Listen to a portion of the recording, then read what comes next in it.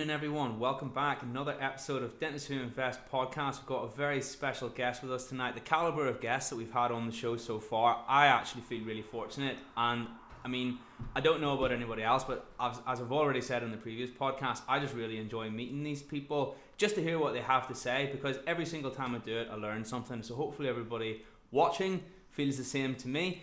You may have seen her on the group already. She's popped up a few times. I've already done the promo for this. She's a lovely lady. I've just became acquainted with her within the last week. She runs two businesses. These two businesses help and assist us dentists run our dental practices to the highest possible standard. The first one is called Practices Made Perfect. The second one is called Don't Tell Me Exceptional Leadership Academy. Just to keep everybody in the loop, off camera, Nicki has had to tell me twice what this is called already, and it's not because it's complicated. It just won't stay in my head. I don't know. ELA. It's so much simpler. We might have to stick to the ELA going forward. It's totally my fault. It's not that there's a complex name. It just keeps going out of my head. I don't know why. Anyway, the guest that we've got on today is Nicki Rowland. Pleasure to meet you once again, Nicki. How are you this evening? Thank you for having me on, James. Yeah, lovely to meet you, and I'm very well, thank you. Smashing. You had a good day? Yeah, busy, but that's how I like it. Oh, I see. Good to be busy, they say, don't they? It is. Brilliant. Yeah, I'm actually between jobs at the minute, so I suppose you could say it's unemployed or fun-employed, depending on how you look at it. But I am beginning to go back. I am going to go back to work in middle of January. I've got a new job lined up, which is going to be fun. But you know what? What are you going to be doing, James? Oh, still dentistry. Yeah, just a different practice. I had to take some time off to recover for some knee surgery. You see, I don't know if I told you that, but I needed like an extended period of time. And I've since moved to another practice in that time, so I'm looking forward to it. It's going to be weird picking up a drill again. Tell you what, I've barely done it because I haven't really properly done it since about March time. I had like a brief cameo back in practice. So yeah, this year has just been crazy. But I know that, it hasn't been easy for anybody, but it's certainly been a weird one for me. My life has totally changed. But it's given me the time. Pardon? Yeah, a strange year for everybody, I think. Wacky. And I think it's been the year that has passed by the quickest in my lifetime. It has just zoomed by. I see. And it's just a blur, complete blur. Yeah, it's been a weird one. I mean, just when you just think that everything's plodding along nicely, and you've just got to that level where you're comfortable, and then something like this comes along, completely unprecedented, bit of a crazy one. But hopefully, good news on the radio today that I heard. We've got a vaccine that's due to be released in 2 weeks. No, is it next week? Even as soon as next week? Next week, I think. That is a quick turnaround. Tell you what. Crazy. Although I don't know if many people are too keen to sign up to the vaccine. That's another story, isn't it? Yeah, that's the other side, isn't it? I think a lot of people are tentatively waiting to see what happens, if there's any side effects, what happens to the people who do have it, have the vaccine. So yeah, I think people are being a bit cautious. Imagine if you survived COVID and then the vaccine got you. That would be truly a dreadful story. Oh my gosh, Imagine that. I don't even want to think about that. Wow, that would be incredibly well. I don't know what word can we describe that as. It's not ironic, is it? Maybe it is ironic. I don't know. Yeah, I think it's ironic. Save yourself, but you've done the opposite. Anyway, we'll save the vaccine conspiracies for another day. Let's keep it strictly on topic, and enough waffling from me. I'm going to let Nicki do some talking now. You'll all be pleased to know. Nicki, I'd love you to tell us a little bit about yourself, a little bit about your journey into dentistry for those who don't know, because you aren't a dentist yourself, if I'm correct in saying that. That's absolutely right. I qualified back in 1992 as a chartered state registered physiotherapist. Oh, wow. But my area of special interest was head and neck oncology. So I used to work with Max Fax teams. So that was sort of my introduction to dentists, if you like. Yeah, definitely. But yeah, it was a harrowing world to work in. It's head and neck oncology. But I loved it. And along the way, met a dentist through my best friend, who's also a dentist, and ended up getting married to a dentist. And we'd just had baby number 2 just before the Agenda for Change came in 2006. And my husband at the time didn't condone where he was working, and he basically just wanted to set up his own business. So he said, yeah, I'm going to set up my own business and I want you to manage it. And I'm like, Gary, I'm a physiotherapist. I've got a baby and a toddler at home. The timing couldn't be worse for me. I'm not getting a wink of sleep and I don't know anything about dentistry. So anyway, we did it. And it was a steep learning curve. As you can imagine, it was an insane time. We acquired the property in the November and we opened up as a squat practice in the February. So Christmas didn't happen. Nothing really happened. It's just girls were little. They don't remember. But yeah, it was an insane time. And I'd never run a business either. But I did it all on the hoof and it was all common sense. But actually, we doubled turnover in a 3-year period. And that model I now take into businesses and other dental practices to help them grow their business and use the same formula. Nice. Wow. Well, that's quite the metric. Double in turnover in 3 years. Yeah, I'm sure any practice would be happy with that. Well done. Hats off. Absolutely. And, again, being inexperienced in business, it's like, you start to really analyse and look back at what you've done well, what mistakes you've made. And actually, I think when you've done things at the grassroots, you can actually talk from the heart and you can actually talk from experience to people and be authentic about it. Because I think there's a lot of consultants who've never actually lived and breathed dentistry but work in the world. And I'm not saying that they're not brilliant at what they do, but I think having a thorough understanding at the grassroots is so important as well. Well, it's always going to give you more insight, isn't it? And empathy, definitely on that one.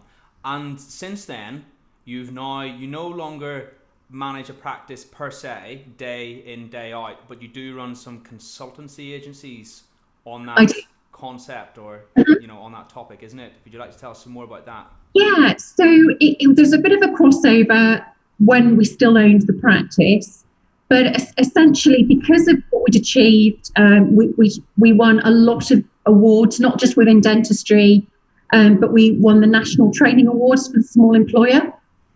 Nice. So that was a massive thing, which drew a lot of media attention to us. And I started getting invited to do speaker slots at conferences, at exhibitions, invited to be a consultant for partners in the dental world, like Practice Plan. I do a lot of work with a lot of organisations within the dental world as well. So my business sort of grew organically from there, and it was all word of mouth.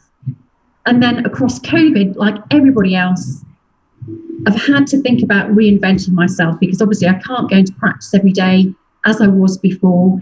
So I partnered with a guy called Andy McLaughlin. He's a brilliant guy, trust him with my life.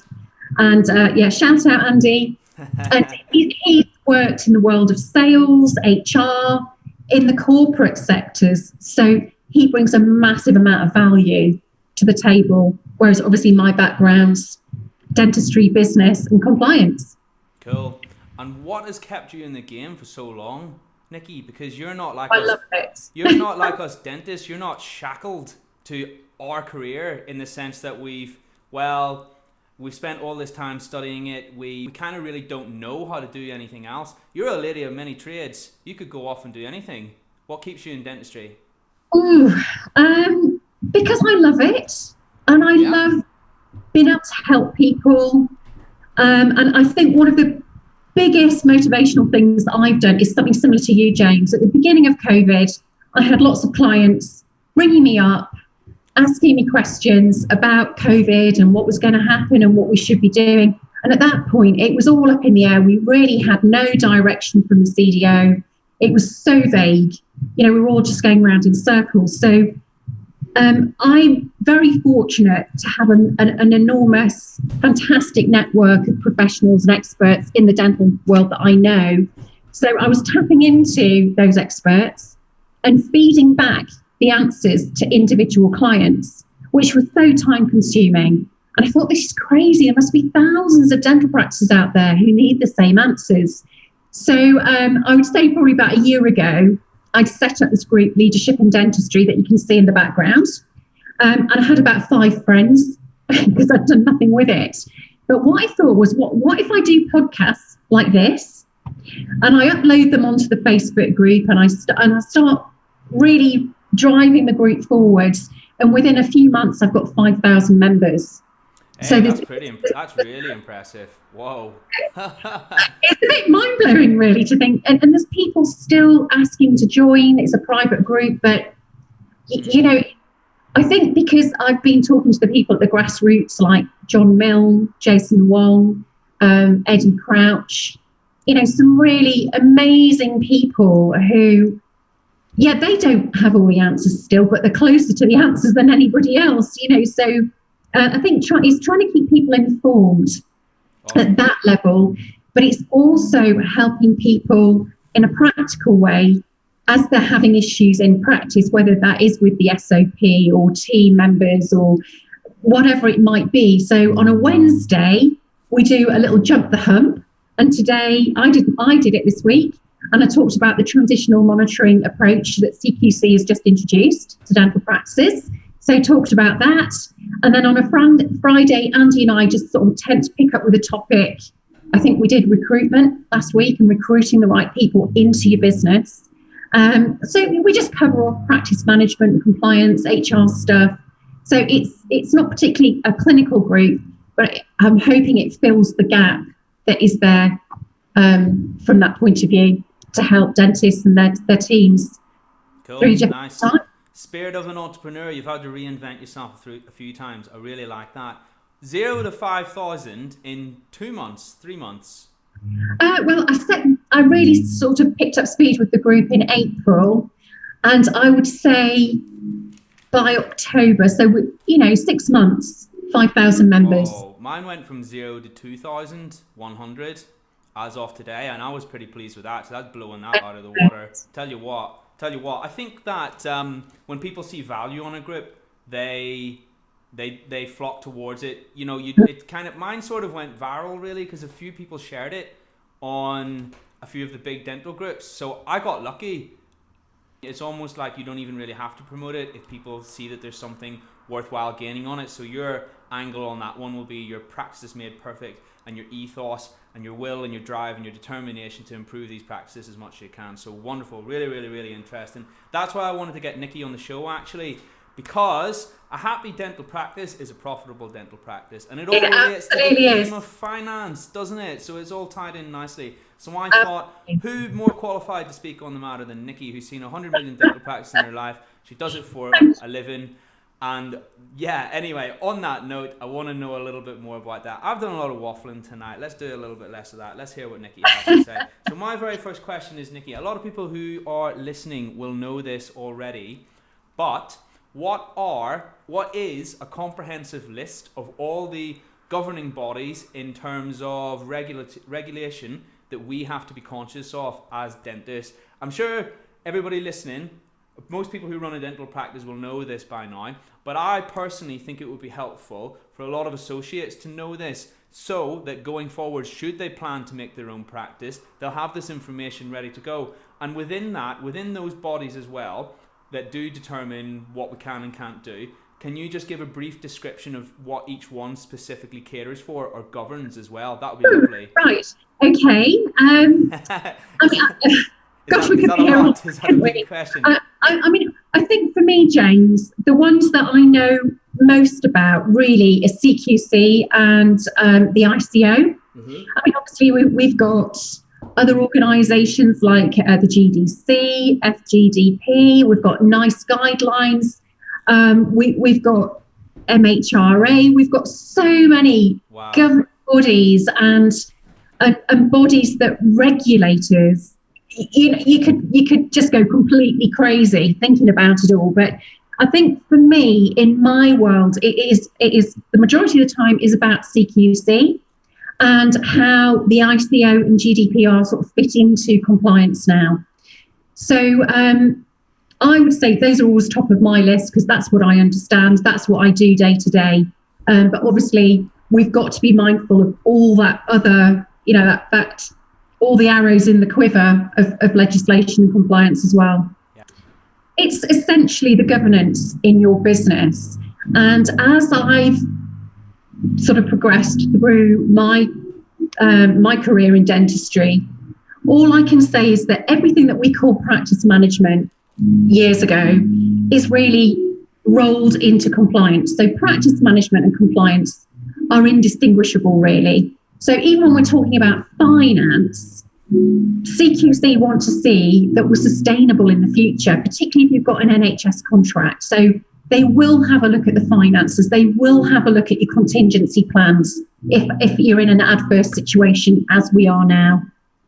Or, if you have a fire or a flood or whatever it might be, they want to see evidence that you're going to be sustainable in the future.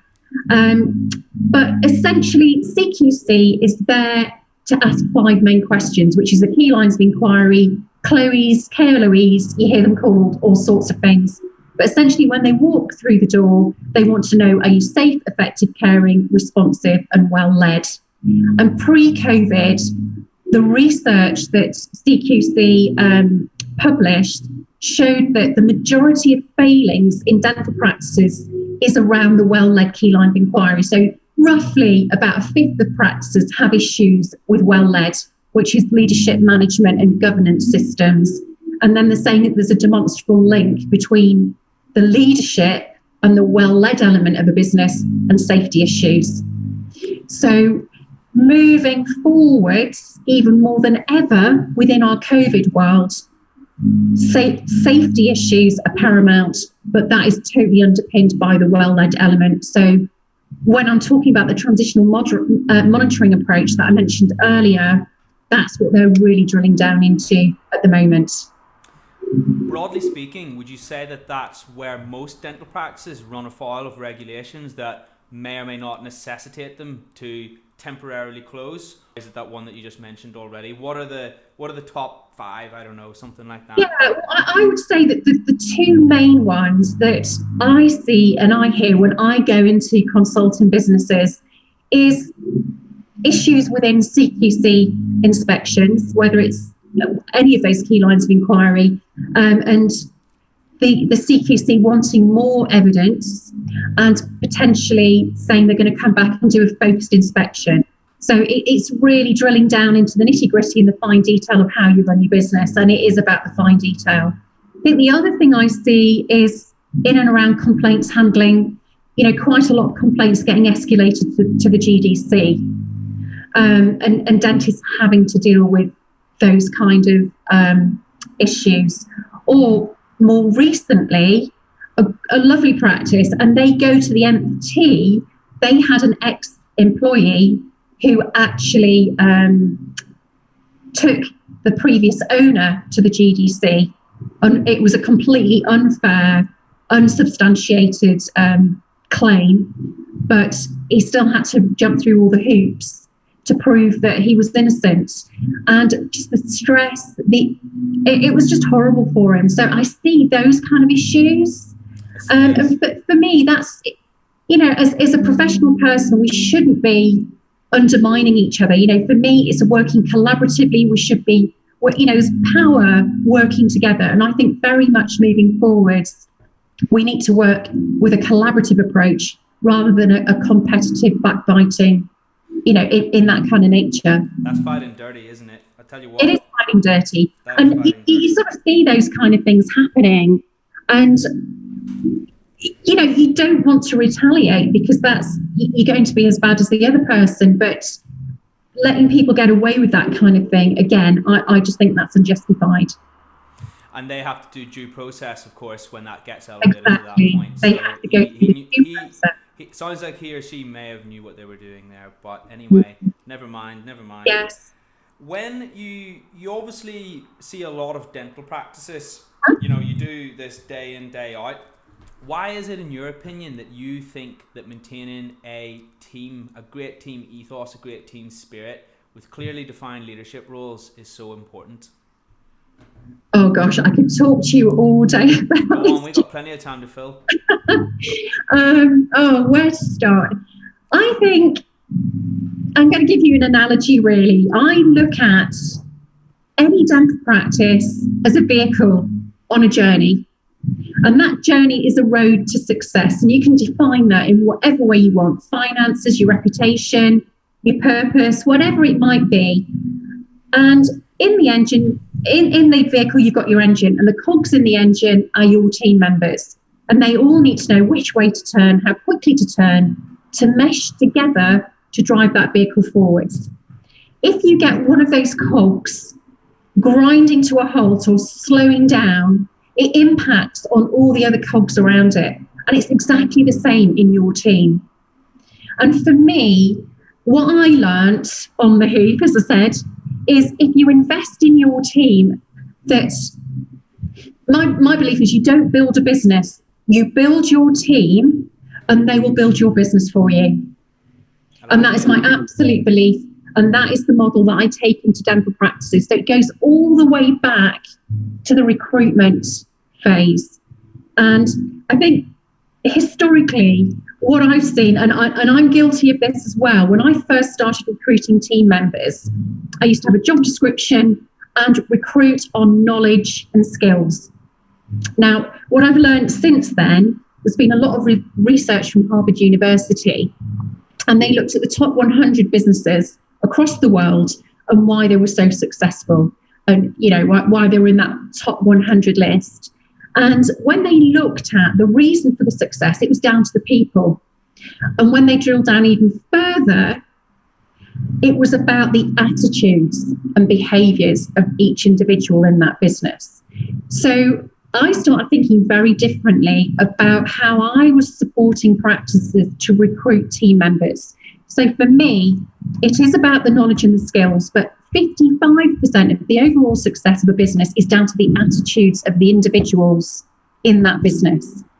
So I always advise now that you recruit on knowledge, skills, and attitudes and behaviours, because that's the larger part, and that you really get to know somebody before you actually sign them up and recruit them, and that you have a rigorous 3-month probationary period and induction period before you really make a decision about whether you're going to keep that person in your business. That is a new paradigm to the narrative that we would, traditionally associate with hiring people. And it makes total sense as well. It makes total sense. Attitude is so much. It's you can be the brightest person, you can be the best, but if your attitude is not in the right place, you're never going to contribute or fulfill your potential. So I'm completely on board with that. That leads really nicely on to the next thing I wanted to ask about, actually. When you are in a practice and you're advising someone on how to build the best team, is it as simple as we just get a whole lot of people who have a really can-do positive attitude, we throw them all together and special things happen? Or do you have some sort of system or structure that you might say, okay, have you heard of the DISC selling? All the different personalities. So you've got I can't remember off the top of my head, you've got direct, you've got the passive people, you've got the, there's the other ones as well, the technical person, and then the outgoing person. Is there like a sweet spot that we have to have so many of these characters in our practice, something along those lines? Or is it just as simple as, like I said, we just get as many positive people with a great attitude in there all at the same time? Or is it more nuanced than that? That's my question to you. Yeah, it's difficult, isn't it? Because we're going to have an array of personalities. And when you're recruiting on those three things, you can't necessarily see what kind of character that they're going to have moving forwards. And that develops over time. As you get to know people, as you do with anybody. You're talking about DISC, but the way that I talk about it is a little bit politically incorrect. I talk about Tiggers. Okay. Who come bounding in full of energy. They're the ideas person. They throw all the ideas around and then bound out again and leave everybody else to implement it. So great having Tiggers, because they are full of enthusiasm and they're motivational, inspirational, but they're starters, not necessarily finishers. Oh, I got you. Yeah. So they're kind of like the outgoing people on the DISC thing, maybe. Yeah, so they're the passive active, I would say. Right, fair enough. The active positive, I would say. A Tigger's active positive. Now, you can get your active passive. So I call those your umpa-lumpers. And they are the mainstay of your business. I would say 60% of people are the umpa-lumpers who come in, really committed to the business, get stuck in, head down, and do day after day after day. I think the downside with an Oompa Loompa, they're very hardworking, they're committed to the business, but they don't like change. So I think that's the difficulty at the moment, because there's so much change going on at the moment that our Oompa Loompas feel a little bit uncomfortable, and slow to take on the new stuff. I then talk about BMWs. So any apologies to anybody who owns a BMW, but they bitch, they moan, and they whinge. This is your person. You're walking down the corridor, and if you're not in a good place, you dive into the nearest doorway, because you really don't want to have a conversation with them, because that's what you're going to get. You're going to get a barrage of stuff coming at you. So, yeah, they can be hard work, but I think they're the ones that sometimes have the golden nuggets. And, when you need to make time to listen to those people, because they often do have a lot of the answers that need to be implemented into the practice. So they can be hard work, but they can have a lot of solutions, because they're still doing the doing. The people that you want to avoid are what I call the eels. They come into work with a little black cloud on a string every day, and they have a problem for every solution. Oh my gosh, I had one of those. And she was the grenade in the mix. I see, yeah. And she set the tone for the day every morning in the practice. So you just had to look at her face, and you knew how the day was going to play out. I think I can relate to all these characters. I can relate to all of these. I'm sure lots of people listening can. So avoid the Eeyores at all costs. And if I'm right, the Oompa Loompas, the Tiggers, and the BMWs, you want a good, nice little mix of those. A nice little mix. You want a core of Oompa Loompas. You want a few Tiggers who are building up the energy and creating that positive vortex in the business. You certainly don't want any eels. That is why it's so important to recruit and look at attitudes, because they're the ones that have got the attitudes that are awful and you can't shift them. You know what? I'm really glad I asked that question. That was really interesting. And it's something I never would have thought about. I just thought I would have been in the camp where I thought, right, we get all these really great, enthusiastic people, and that's a winning formula, but there's a little bit more nuance to that, and I can totally see how that might work. The Tiggers would get in each other's hair because they all want the kind of the limelight, effectively. Yeah, fair enough. I like that. I really like that. And I think as a manager, a principal dentist, a practice manager, whoever you are in the management team, you need to have the skills and the flexibility to flex and bend and pivot at any moment to get the best out of each individual personality that you have in the practice. So you need to be the character that can actually fit and meet the need, listen and have that attentive listening, and occasionally an empathetic ear, so you are really getting the best out of each team member. That's really interesting. Yeah. Wow. Thanks for that. So, sometimes you've got to go through all those 4 boxes and be all those 4 things in one day to match what the other person's doing and how they're behaving. I can imagine. That's why it's so tough, right? To be a practice manager. Absolutely. I'm sure. I actually do have a formula that I take into businesses. Let's hear that. Okay. And this is the formula that I've sort of just drawn up a picture in my mind, really, that I used, and it wasn't a tangible thing. I think it was just using my common sense, and this is what drove our business forward. And it starts with your purpose at the top. So you can think of it like a little flow chart. So it's your purpose. And when I talk about purpose, it goes back to, I think we're moving into a brand new era of authenticity, where we really have to demonstrate our integrity to our patients, to our staff, and absolutely deliver what we say on the tin. I really do. And that's your purpose. And it's what people say about your business, what they say about your practice, how you show up in the world. And for me, my purpose is almost my strapline, and it's emotion-led dentistry, injecting life into practice, or life back into practice by bringing in new methods and different ways of thinking to really mix it up and really get everybody moving in the same direction and having a common focus. So your purpose is key, and it's actually getting people to buy into the purpose when you're recruiting them as well. Do they have the same mindset? How are they going to fit with the culture? What do they think of the company culture? Is it something that they really resonates with them in the first instance? So there's all of that I cover off in the recruitment process.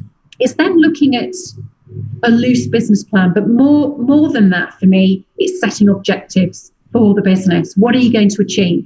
And you can have objectives. I use SMART objectives. Some consultants use KPIs, key performance indicators. But essentially, you can set them around finance, staff, compliance, any area of work.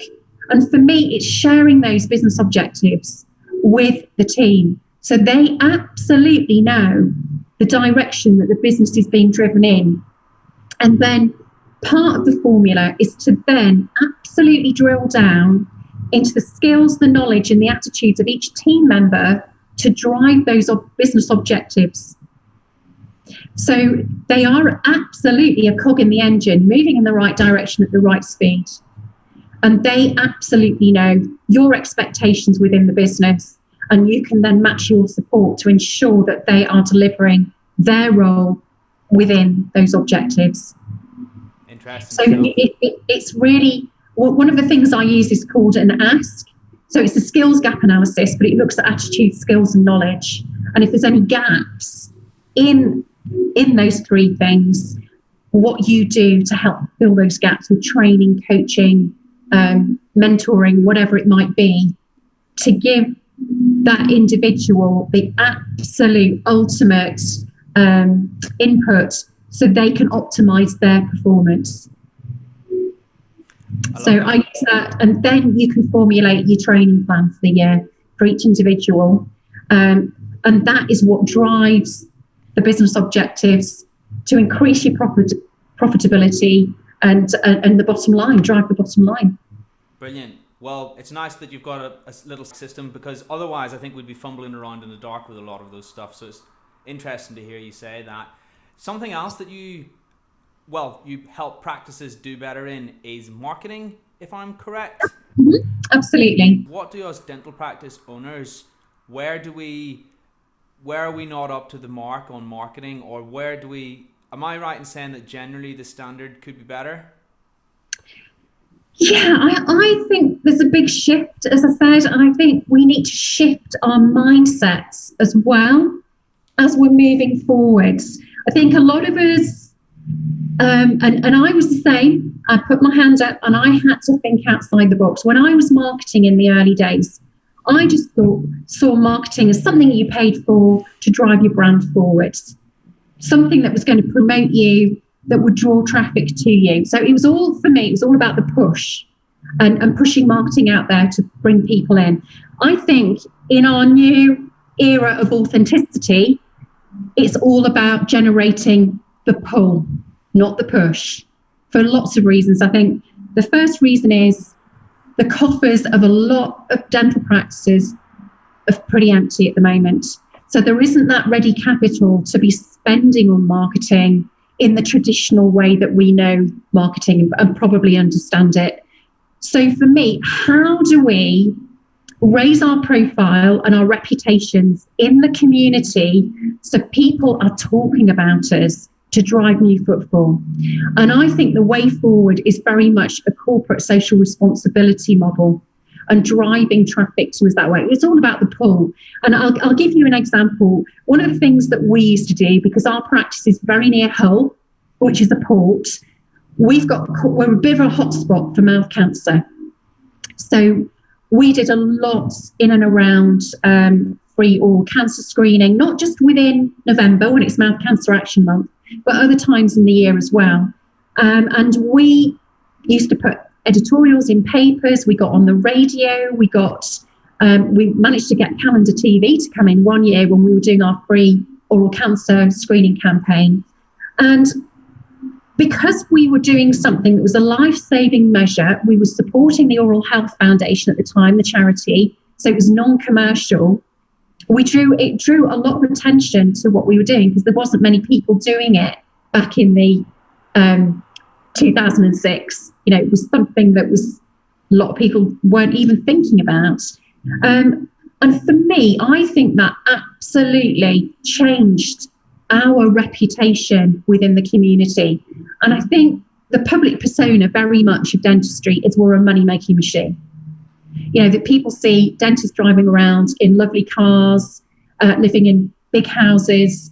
That was years ago. I think things have changed massively in the dental world, and it is all about the halves and quarters now. So how do we change that public persona and actually really demonstrate our purpose to our communities to drive new traffic to us? And I think things like offering free oral cancer screening, doing things to support National Smile Month, like going into schools and doing education, make a massive difference. And one year, I think it was the first year that we did the free oral cancer screening, of all the people that came in, and we had to open up a second day because we had so much interest, we got a 60% conversion rate, 60. Wow. Because what we did was go absolutely to town on promoting it. So we were driving it to as many people as possible. And we actually managed to get on local radio on the news slot at lunchtime. Wow. And they just did something on the news about what we were doing on those 2 particular days. And we were just inundated with people. So the next year we started booking appointments because it just got so busy doing that. But I don't know of any other marketing campaign that I ever ran that had such an amazing conversion rate. And the reason I think it was so successful is we were given an opportunity to show that we were doing something different, that we were offering a life-saving measure that didn't cost them anything. And that then allowed us to get people over the threshold, to build a trusting relationship with that person, to show them that our integrity and that we were absolutely authentic about what we were doing. And people like that. So we were doing things like showing them how to screen themselves. And there's a brilliant screening video out there that Dr. Dawn Harper did and recorded for the Mouth Cancer Foundation. That's in the public domain. We used to give them the link and send them home with it, so they knew how to screen themselves every month for mouth cancer, and to share it with their family, friends, youngsters. So we were educating the community. And then, National Smile Month, that's another brilliant campaign. We were going to schools and doing little workshops with the kids and leaving little party bags with a practice brochure in it. And okay, we probably lost a morning's worth of revenue, but actually one of the schools we went to was the primary school that my daughters were at the time. And I'm not joking, within a year or two, nearly every family in that primary school were coming to see us, and I had to go in disguise because I just couldn't go anywhere. They all wanted to ask questions, and it really, really worked. It really changed our reputation, and it made us different to what other practices were doing, and we were very visible within the community. I was going to say it must have set you apart, because it's not something I've ever come across before. It's a great idea, actually. I don't know if that's on anybody else's radar. The power of networking, and you know what? Oh my God, yes. Even before you get into the whole business aspect of it, what a nice thing to do to help these people as well. So lots of reasons, win-win, I guess. Really. Absolutely, it was a win-win. And the other thing, talking about marketing, once I built a relationship with a few local radio stations, one was Viking FM, we've got Capital Radio up here in Yorkshire. So it was those radio stations that I was forming relationships with. Whenever there was some current affairs in and around dentistry, they used to ring us up and say, have you got a dentist that would hop onto an interview? Or as a manager, would you like to hop into an interview? We were their first port of call. And that in itself was free marketing. Yeah, that's amazing. I mean, how much would that cost you normally to get on the radio and promote your services? We were just getting invited eventually. Wow.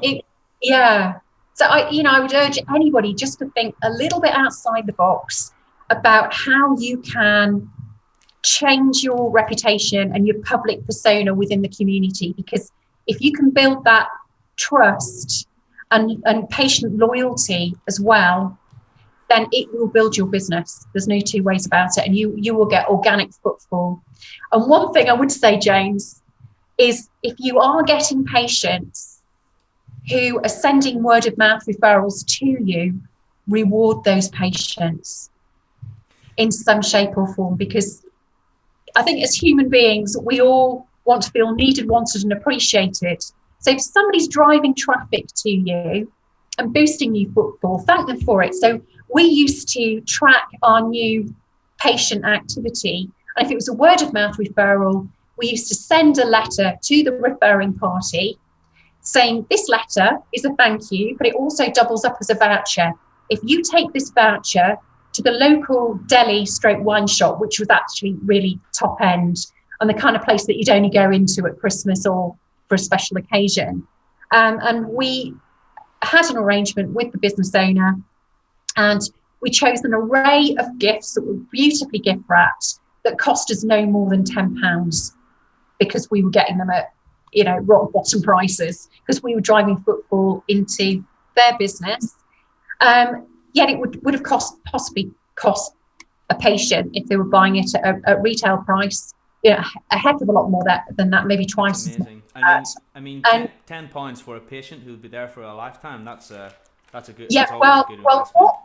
What ended up happening, James? I had one lady who kept referring people to us, and I sent her 16 letters one year. And for £160, that's all it cost us in gifts. Thank you, gifts. She drove over £8,000 worth of revenue to us in that year. That's again, incredible. it's a no-brainer. Again, and win-win again. And as I was saying earlier, the power of networking once more. Amazing. Exactly. That is a really good tip. I think everybody listening will really stand to gain from that. That is something that I would never have thought of, and something so simple as well. Wow. And can I just give you one more little bit?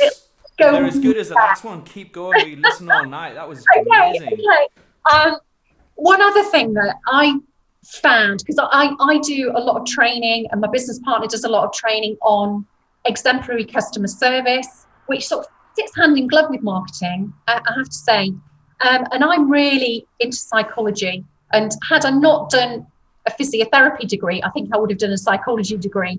But I just love the psychology of marketing and sales, and the process that patients go through when they're making a decision to buy or purchase a service or a product. And one of the psychological concepts that I found fascinating, and I experimented with in our business, is a concept called authority. Now, one of the things, and I still see it now when I go into businesses, is team members trained, let's say, to have a very knowledgeable conversation with the patient about promoting a care plan to them or something. They'll have a really lengthy conversation, or a TCO having a long conversation about the care plan, the benefits, the value that it's going to bring to the patient. And they'll go, oh, thank you for your time. I'll think about it. They then go in and see the dentist. It might not be on the same occasion, but they'll see the dentist. They will give a very short summary of a similar conversation about the same product or service. And the patient goes, oh yeah, I'll have that. That sounds amazing. And they bought from the dentist, not from the TCO or the front of house team member. Why is that? It's because they put the dentist in a position of authority. So they deem them as more trustworthy, more professional, more knowledgeable, all those things. So how can we convert more sales on the front of house? And that is putting your TCO or your front of house team members in a position of authority.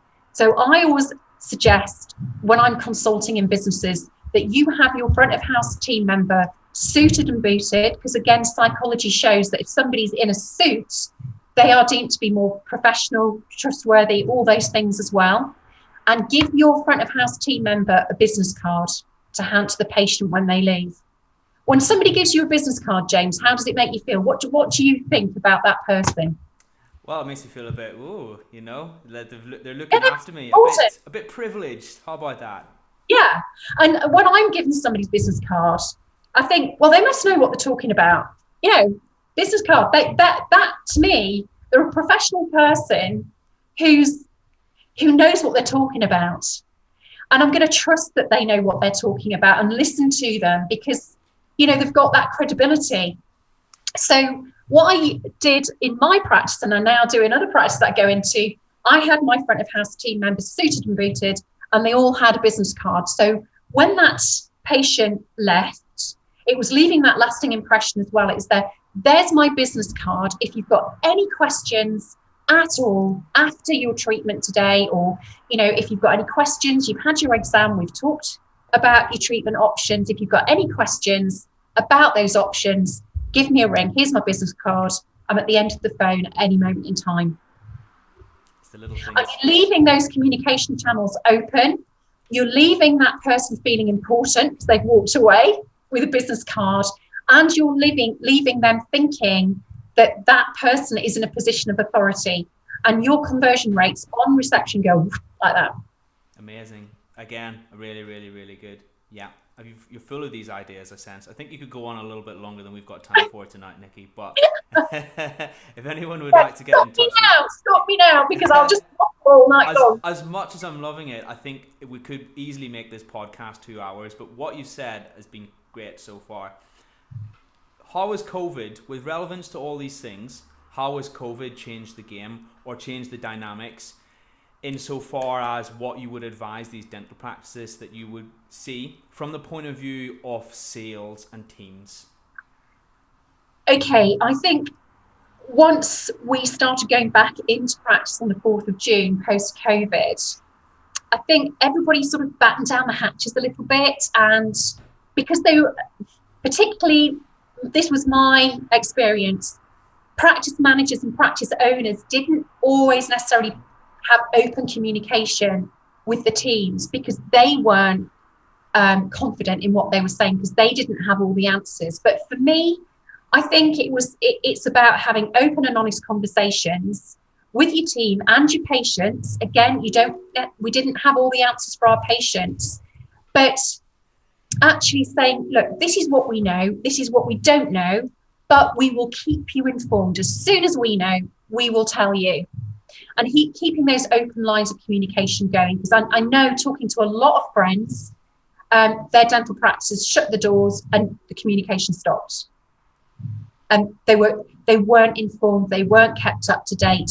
And I think communication, whether we have the answers or not, is the key to maintaining that patient loyalty, to keeping your team on board and committed, and just keeping that positive vortex, going in your business. Definitely. So the main one that you can pick out is communication. Absolutely. From the whole COVID. Absolutely. The COVID conundrum, I suppose you could call it. When we spoke earlier, you mentioned a few things that you'd noticed that practices don't do so well. If you were to condense that into a list of Nicki's no-nos, just maybe a top 10 things that you see that you don't like, they really grind your gears. You might have difficulty doing that. It doesn't even have to be 10. It doesn't even have to be 10. It just has to be maybe it's just some common ones, something like that. Okay, so let's talk about front of house to start with. Again, part of training the front of house team is teaching them what not to say as well as what to say. And there's, when I observe or I do mystery shopping or whatever it might be, there's certain key phrases that are an absolute no-no for me. And I hear certain phrases said very regularly. And one of them is, you'll have to do this, you'll have to do that. And that could be a front of house team member saying to a patient, oh, you'll have to do, you'll have to do this, you'll have to do that, you'll have to brush more regularly because that's what the dentist has said that you need to do, or you have to do this. And for me, who used to say that to me? You'll have to. My mother, my mum. And what do you do when you're young, particularly when you're a teenager? If somebody says you have to do something, you run away, you go the opposite direction with your hackles up, and you're far less likely to do it. So I think for me, it's asking questions. Can I suggest you follow the dentist's recommendation and buy these interdental brushes, or you do this, or you consider buying this electric toothbrush or this water pick, whatever it might be.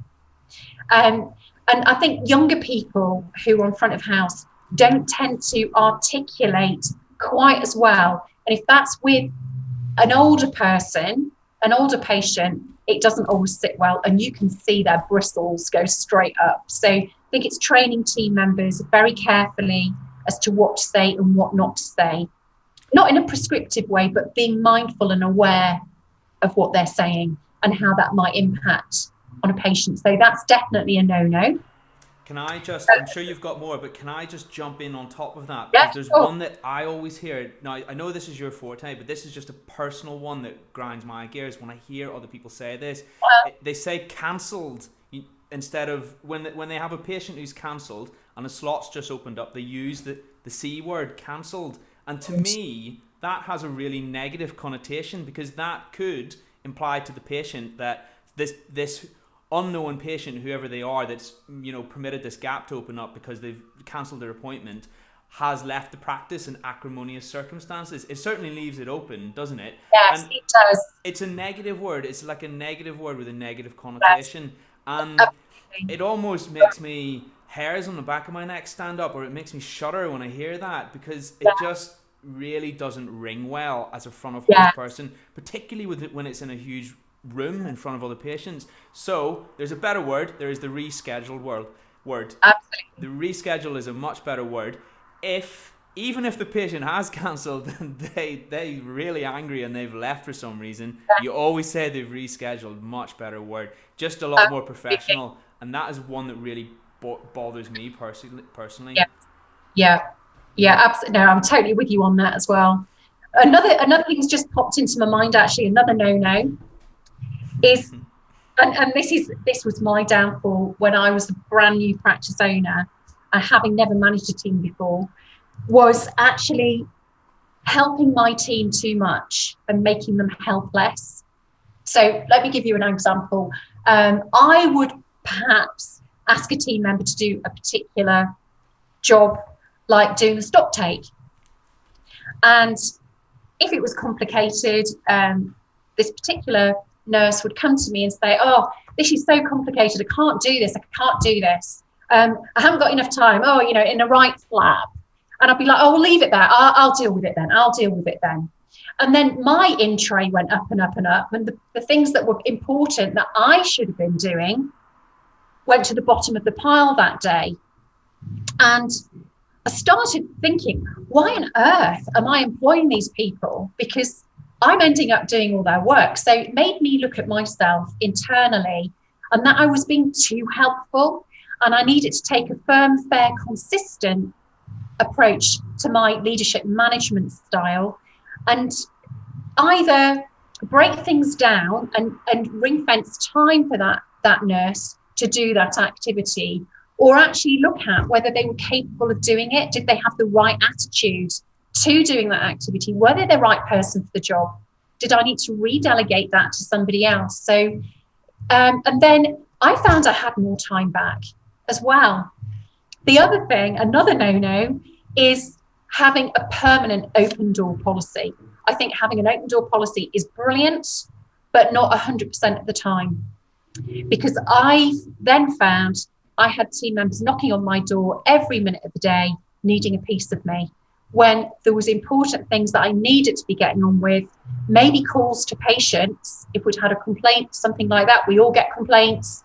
Thankfully, it was a rare event in our business, but you need to be able to concentrate and think clearly when you're dealing with a stressful conversation like that.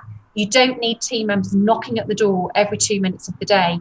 So again, if you are a complaints handler in the business, put a note on the door, please do not disturb. And actually say to the team, when that note's on the door, I really do need to ring fence that time to do some really important work. So please don't disturb me. If you know it's that a particular day at a particular time, please ask me and we'll ring fence some time for a conversation at another time. Oh God, I could go on all day, James, about no-nos. I've learned from my mistakes. So yeah, lots and lots of things. And I think the other thing I would say is to really listen to your team. We've got 2 ears and 1 mouth, use them in that proportion. And when your team member comes to you with a problem, actively listen to them. And if you can, listen with empathy And I talk about the feel, felt, found approach. So it's actually answering them, listening attentively, and then responding with, I understand how you feel, or I've got a good understanding of how you feel because I felt a similar way in a similar situation. So, I feel it, I felt it, but what I found was if I did this, this, and this, and this, I actually could cope with that issue and I managed to overcome that hurdle. So can I suggest that you do put these measures in place and see if it works for you as well? It's almost about like putting yourself in your team member's shoes. And then that bond between you and your team member, wow, watch that bond grow, honestly. It's amazing. And the trust. And you need that trust. That's the foundations of your practice. It absolutely is. We've heard Nicki's no-nos, and I thought they were great. Now we're going to hear Nicki's top tips. The flip side of the no-nos, because we want to end on a high. Nicki, what are your top tips that people can implement, maybe even as soon as tomorrow, to improve their practice? Okay, I would always say, don't get in a car and drive without setting your sat nav. And it's the same in business. It's the same in business. I see so many practices that just are operational. They are that vehicle that goes round in a circle like that because they haven't got a destination in mind. They haven't planned where to go. So my top tip is to plan your destination, whatever that is. And when we set up our business in 2005, we had an exit strategy for 2015. We wanted to run that practice for 10 years and then move on. And that's exactly what we did because we planned where we wanted to go and we worked back from that point and put all our ducks in a row and we measured our activity. We audited what we did. We made sure that we'd got to our pit stops at the right point. And it sounds very prescriptive, but we planned it all out. But also, if you go on a little bit of a detour, when something goes wrong, as in you get COVID thrown at you, when you come out at the other side, you pick up with your objectives, with your planning as to where you want it to be, and it brings you back heading in the right direction on the right road to recovery again as well. Always good to be the man or the woman with a plan, as they say. Absolutely. Nicki, you must be a fantastically busy lady because you run 2 businesses. How do you help dental practices implement what you've just said? You physically come into the practice, I'm presuming, or maybe in this day and age you do Zoom calls? I don't know. Over to you. I'd love to hear more about that. Yeah, so the practices made perfect side of the business is more the consultancy side. So pre-COVID, I was going into practices to help with business strategies. I would do full compliance setups for businesses, compliance health checks, so like mock inspections, in-house training, team building, all sorts of things, whatever the practice needs in-house. And myself and Andy come in and we'll do a fact find. So we will absolutely drill down into the needs of the business and help to fill those gaps. And I have to say, Andy and I are not the oracle. We do not know everything about running a business. We're not the experts in everything. But as I said at the beginning, I'm very fortunate to be very well connected. And I will always know somebody who I can recommend to come in and help support with something that we can't help with. So that's Practice Made Perfect. The other side of the business, which is the Exceptional Leadership Academy, or ELA, it's a digital platform, training platform. So we've set this up across COVID, and our first big program that we've developed on ELA is our business recovery certificate, and we call it the 5 R's of recovery.